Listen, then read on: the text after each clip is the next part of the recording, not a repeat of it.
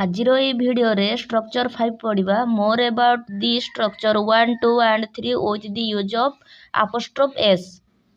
Structure 1 रे पढ़िथिले this that, structure 2 रे पढ़िथिले A N एवं स्ट्रक्चर 3 रे पढ़िथिले इट एंड दैट। से सब को मिसिकी आज ता सहित पढ़िबा अपोस्ट्रोफ एस।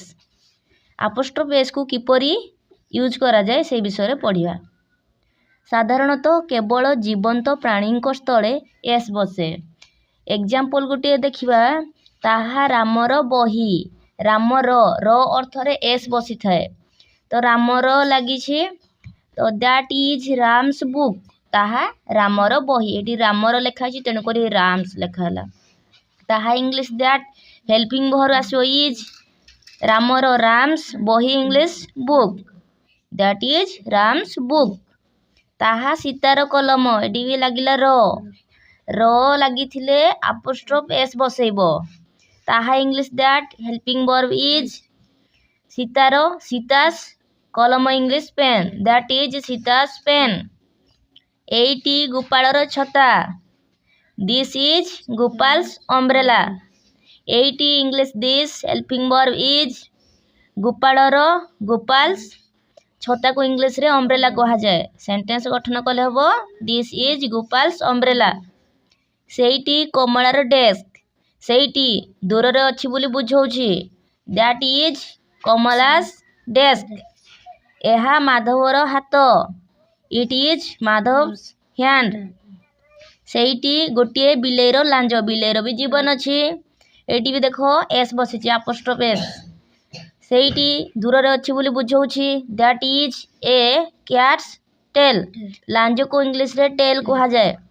ताहा गुटिए हाथीर सुंड, सुंड को इंग्लिश रे ट्रंक कहा जाए। ताहा दूर रे अछि बोली बुझौछि, that is an elephant's trunk. एटी देखो आन, एटी एस बसिला। जेहेतु एलिफेंट शब्दर मूल अक्षर भावेल अछि तेणु करी आन बसिला। एटी कैट शब्दर मूल अक्षर होछि कॉन्सोनेंट तेणु करी ए बसिला। ताहा बिमलर पेंसिल। ताहा English that helping verb is बिमलर Bimal's pencil, pencil English pencil को सेंटेंस रे गठन कले दैट इज बिमल्स पेंसिल। ताहा गुटे गाईर मुंड, दैट इज काउस हेड। एहा गुटे मांकड़र लांगुड़, it is a monkey's tell.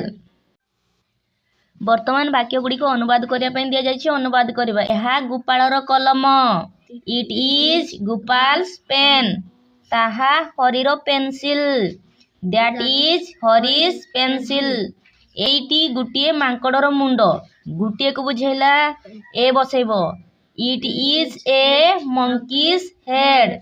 सेठी हाथीर गोड़, दैट इज एलिफेंट्स लेग। ताहा गुटिए बाघर आखि, दैट इज ए टाइगर्स आई।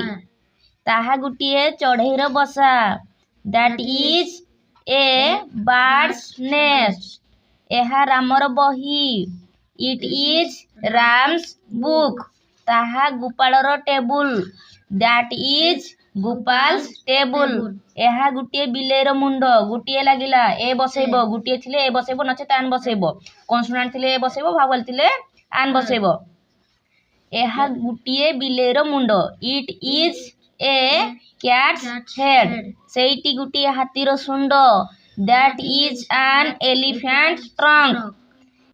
किछि डिफिकल्ट वर्ड दिया जाइछि। बाघ को इंग्लिश रे टाइगर कहा जाए, आखि को इंग्लिश रे आई कहा जाए, चढ़ई को बर्ड, बसा को नेस्ट, सुंड को ट्रंक कहा जाए। आज पई एतिकी, नेक्स्ट वीडियो रे पढ़िबा स्ट्रक्चर 6।